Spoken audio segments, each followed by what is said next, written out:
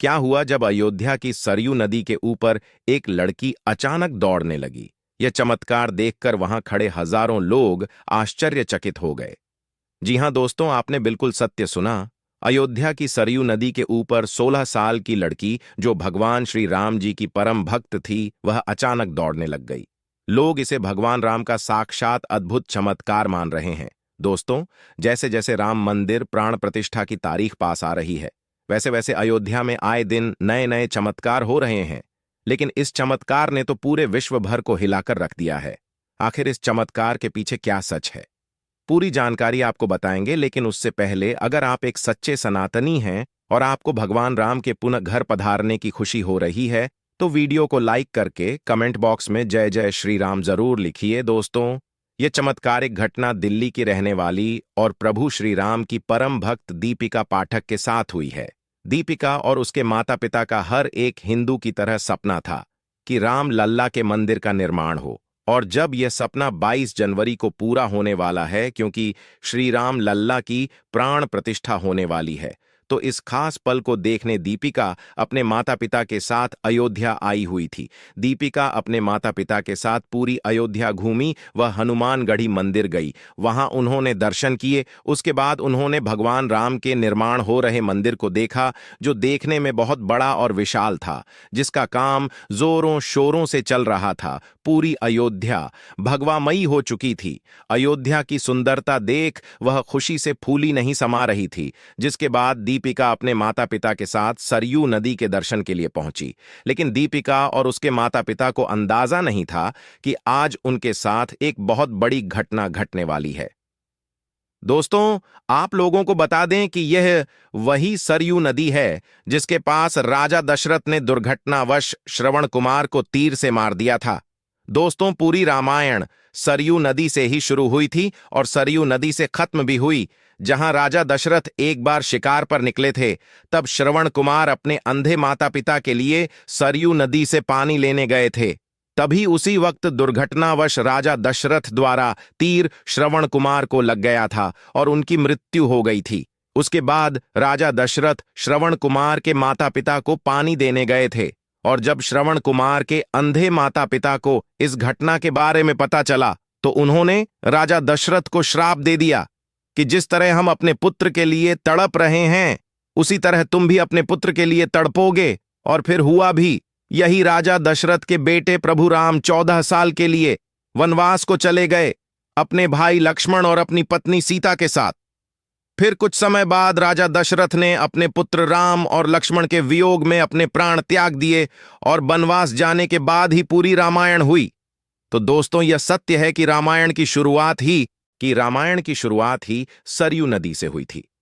सरयू नदी पार करके ही भगवान राम ने वन की तरफ कदम आगे बढ़ाए थे, और उसे पार कर ही पुनः वह 14 वर्ष बाद अयोध्या लौटे थे। लेकिन दोस्तों, अब इतिहास पुनः दोहरा रहा है।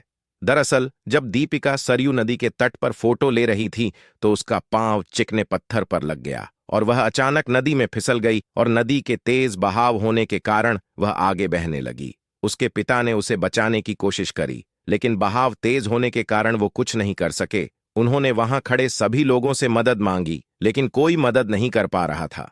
अपनी बेटी को नदी में बहता देख दीपिका के माता पिता फुट फुट कर रोने लगे। उनकी बेटी उनके सामने नदी में बह गई थी। वहां खड़े सभी लोग मजबूर थे, कुछ कर नहीं पा रहे थे। लेकिन उन लोगों को अंदाजा भी नहीं था कि वहां प्रभु श्री राम का एक बहुत बड़ा चमत्कार होने वाला है। करीब 2 से 3 मिनट के बाद दीपिका के माता पिता हिम्मत हार रहे थे।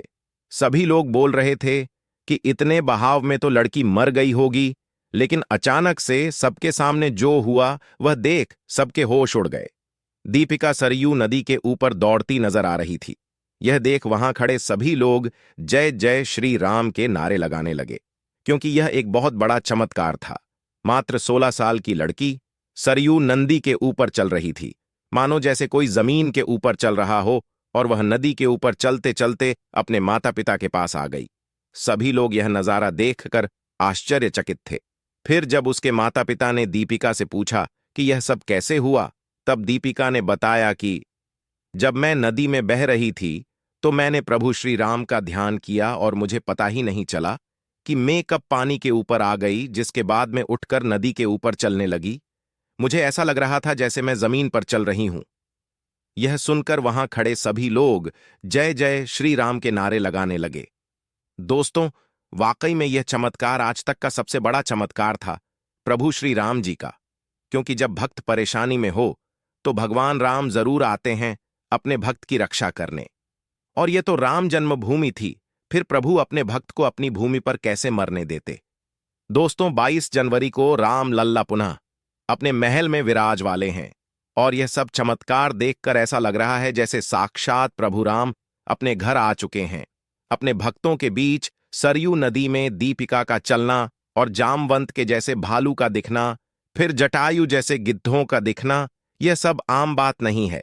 पूरे देश में दिवाली जैसा माहौल बन चुका है और पूरे विश्व में राम मंदिर चर्चा का विषय बन चुका है।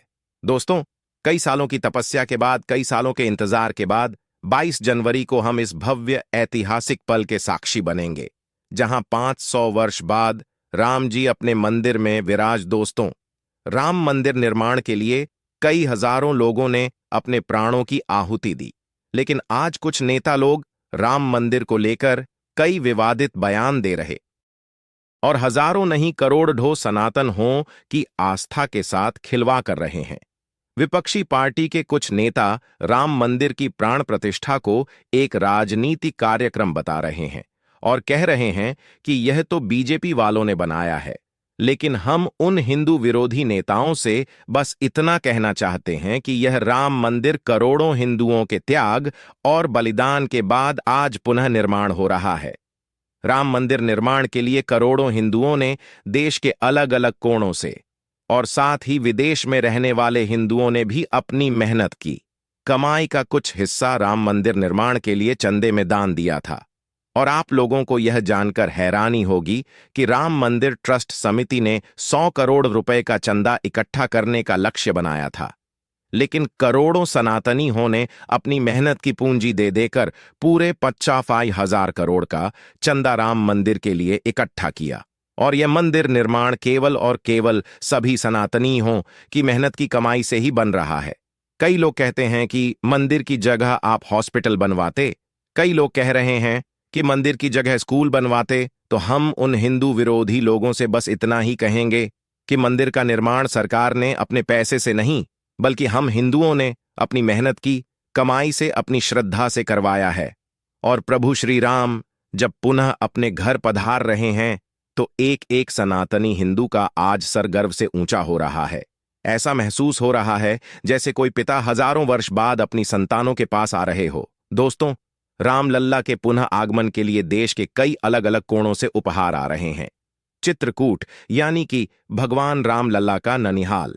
ये राम जी ने करीब 11 वर्ष बिताए थे जब रामलल्ला वनवास के लिए अपने भाई लक्ष्मण और सीता के साथ निकले थे। तब वह चित्रकूट अपने ननिहाल रुके हुए थे और जब राम जी के भाई भरत अयोध्या लौटे थे और तब उनको पता चला कि उनके भाई प्रभु श्री राम वनवास के लिए गए हैं, तब वे प्रभु श्री राम को वापस अयोध्या लेने चित्रकूट गए हुए थे। लेकिन भगवान राम ने उनको अपने चरण पादुका देकर पुनः अयोध्या लौटा दिया था।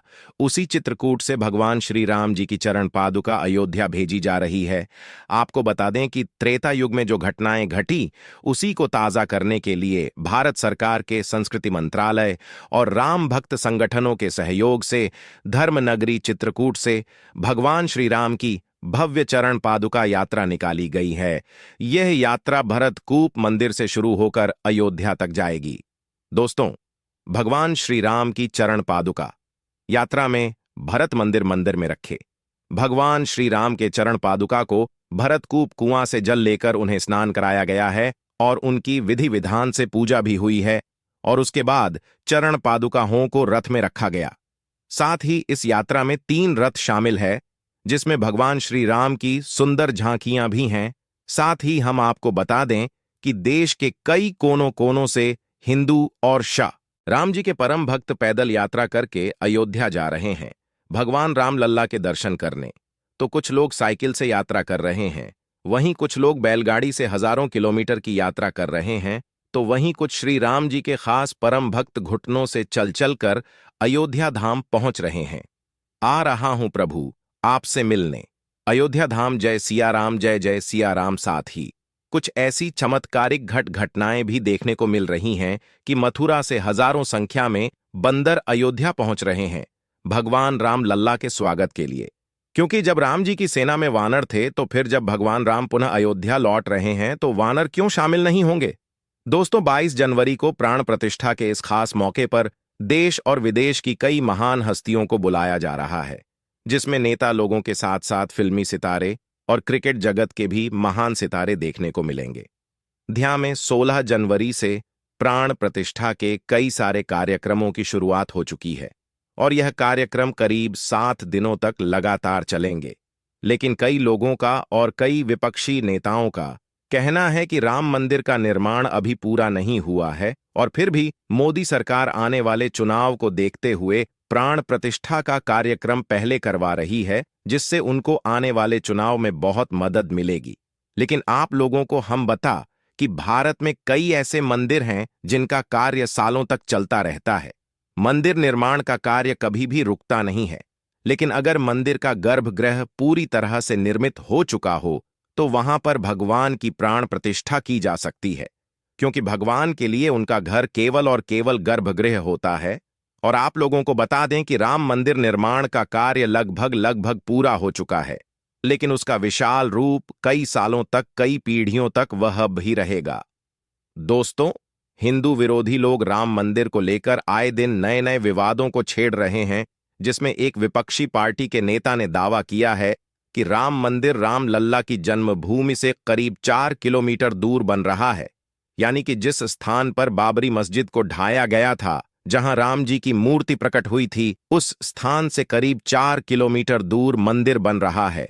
तो इस बात को लेकर आखिर कितनी सच्चाई है, आज वह भी हम आपको बता देते हैं। दोस्तों, इस बात को लेकर श्री राम जन्मभूमि तीर्थ क्षेत्र मंदिर के ट्रस्ट ने संजय राउत के इस दावे को पूरी तरह गलत बताया है। ट्रस्टी रामेश्वर चौपाल ने कहा है कि जिस स्थल पर 1990 में मैंने मंदिर की पहली ईंट रखी थी, उसी स्थान पर भव्य राम मंदिर का सिंहद्वार बना है। वही मंदिर के प्रधान पुजारी आचार्य सत्येंद्र दास का कहना है, 19 बमी से मैं उसी स्थल पर गर्भगृह में पूजा करता रहा हूं। राम लल्ला टाट के मंदिर में उसी स्थान पर विराजमान रहे जहां विवादित ढांचा के गुंबद रखे गए थे।